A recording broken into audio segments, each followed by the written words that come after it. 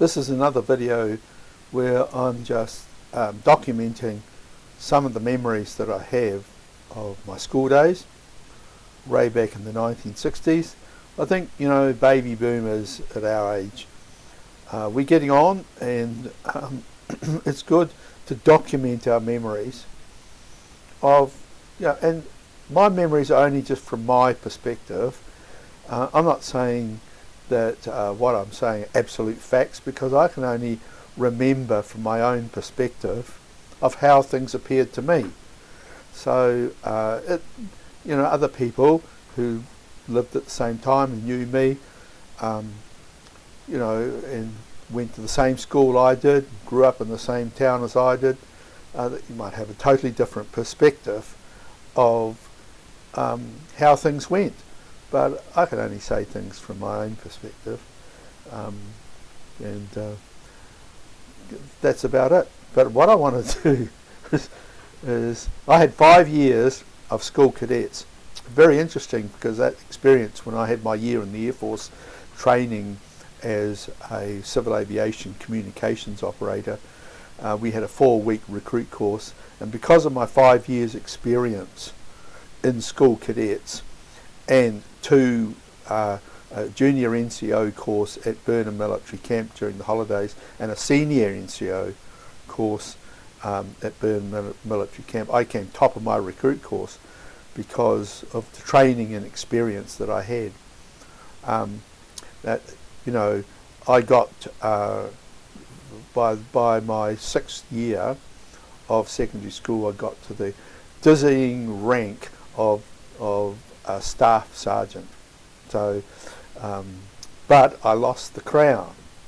I got demoted back to sergeant for a particular event that happened, or thing that I did. Of course, 17-year-old, a bit silly in those days, and I got up to some stupid things in my time and suffered for it.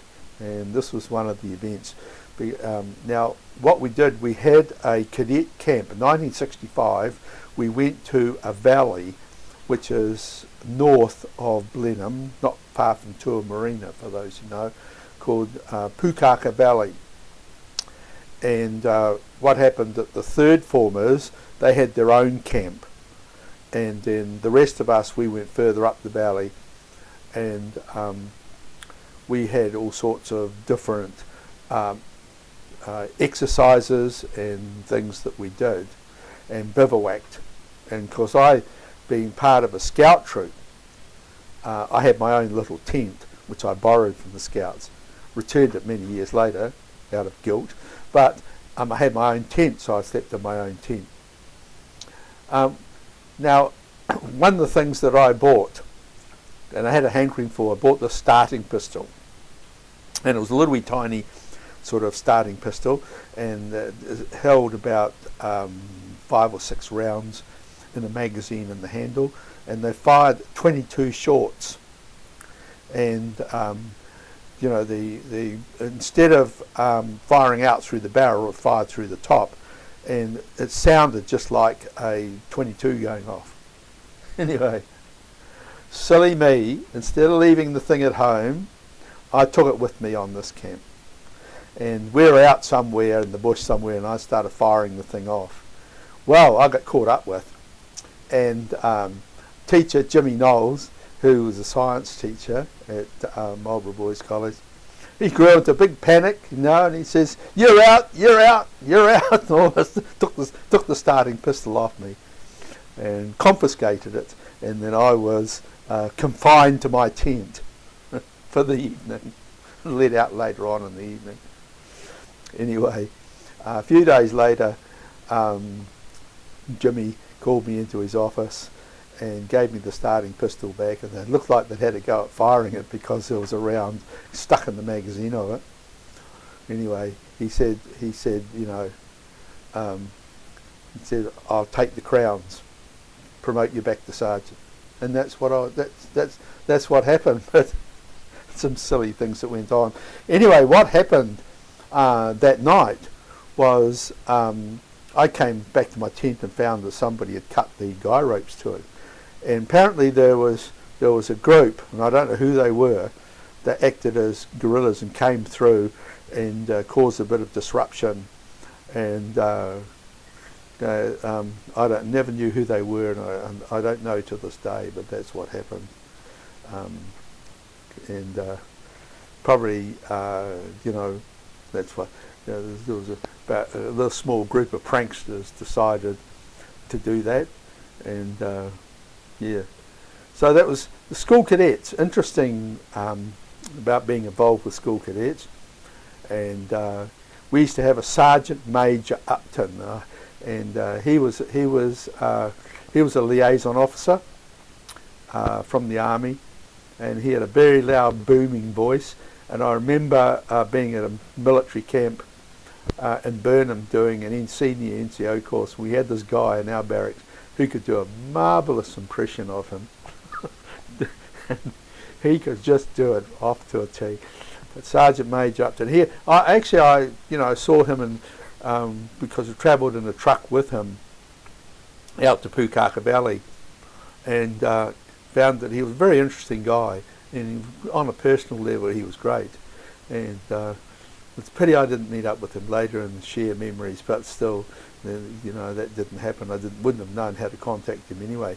Anyway, in my last year, during barracks week, we went up to the firing range, Mount Vernon, which is just south of Blenheim. There was a rifle range up there, and we were firing Breen guns. And during a lull, we saw a rabbit popped up out behind the targets and started running along the ridge at the top of the range.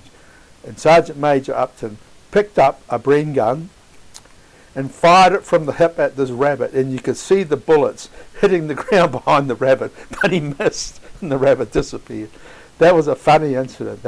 And it showed a side to Sgt Major Upton that not often he can be a very intimidating person if you didn't know him, but he was a very interesting guy, and I think it was a privilege to be trained by him at Blenheim and at our school cadets. So yeah, well, Jimmy Knowles, the science teacher, he's squadron leader, and I didn't know till later in life that he was actually a Spitfire pilot, and very, very brave man. You didn't know. If I'd have known that during the time I knew him, I would have probably wanted to have a few more talks with him about his exploits during the war. And I would have I had a great respect for him anyway. I mean, he was a really nice guy, and he used to drink with my father down at the RSA, and that was the time I was living up in Palmerston North, and I didn't have a lot of contact with Blenheim.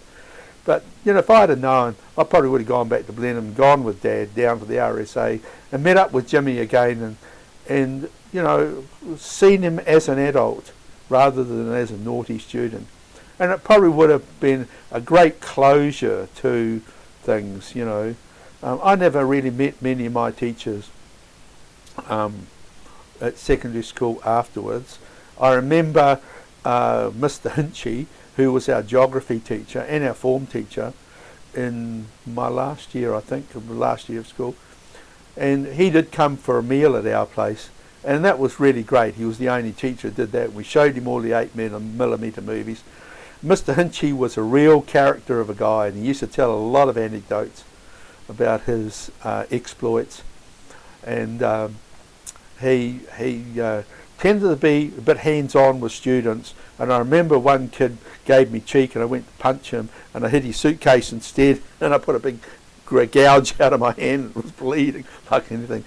And Mr. Hinchy came out and saw it, and he sort of grabbed the guy and put him up against the wall because he knew the guy was bullying me. And that was the times when I used to use my fists, but I regretted it that day, and I've still got the scar to prove it. Hit the guy's suitcase instead, and had the metal bit was sticking out, and my fist went right into it. Gee, you get yourself into trouble when you do things like that. One of the few times I got the cane was we had a guard of honour for the Governor General, and we had rifles with bayonets.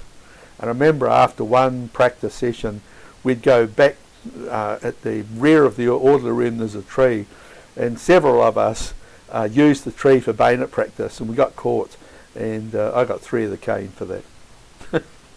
Probably deserved it. Anyway, so that was the exploits for school cadets. And when I was 5th form, I think I was first year 5th, I think, because I had 3 goes at school cert. So I was corporal, and I was in the signals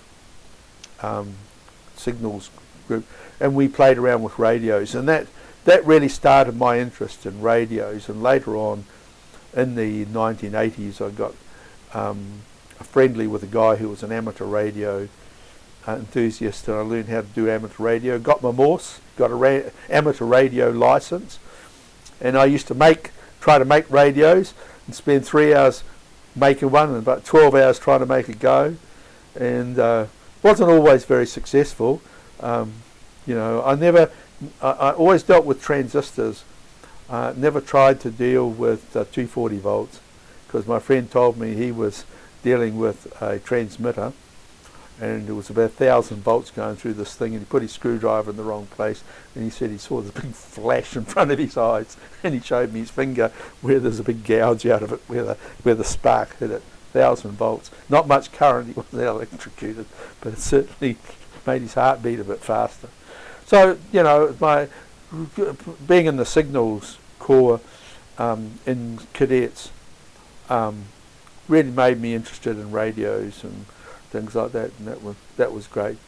You know, one of the things that I learnt was I learnt how to do a field telephone, and not in school cadets, but this was personal. We'd go down to the Post and Telegraph Department and ask the guy down there for an old couple of handsets, and we learnt that you hook up the handsets to a 9-volt battery, and these were long batteries with lots of clips on the end, and you hooked it up to a fence wire, and you hooked the other end up to the bottom, the next fence wire down, and then the other person got right down 100 yards away, hooked up his telephone handset to the fence wire, and you could talk to each other through it. That was an interesting experiment. And we had one called the ground one, where you had is your 9-volt battery was hooked up to one fence wire, and then the other the other cable from the handset was earthed into the ground, and you could actually communicate through that as well. So, you know, these are the things you got up to when during childhood, and experimented with things, and I'm still a tinkerer. I mean, when I got involved with computers, my wife doesn't like me tinkering around with a laptop in the lounge, because every time she turns it on, there's something different, and she says, "Have you been playing around with that again?" And that's what it's like. But however, I mean that. But the starting pistol incident was, I probably regret it, because I was demoted. I went down from a staff sergeant to just a sergeant. I was lucky he didn't take my stripes off me altogether. He could have done. He had every right to do so, because it's not the done thing to take a starting pistol on a cadet outing. I probably would have got 6 of the cane if I'd taken the starting pistol at school and fired it off. I'm lucky I didn't get the cane for it, you know, but that's the way it is. So that's my experience. You know, school cadets was a good learning experience, and it's a pity they knocked it on the head, because it's a good way of teaching people responsibility, discipline. Some of the kids didn't like it, because, you know, it meant having somebody on authority over you, and somebody with a couple of stripes, you know, telling you what to do. And most of the kids at school, they were quite happy with that, because they knew what authority was all about, and they were quite happy. But you got the ones who thought, oh, they didn't want to have people in authority over them. You know, I mean, it just ruins it, really. But most of it was good. Most of it was enjoyable, experiences, adventures, and it was well worth doing. And if I had my time over again, I'd do it all over again. So that's it. That's my school starting pistol incident. Enjoy.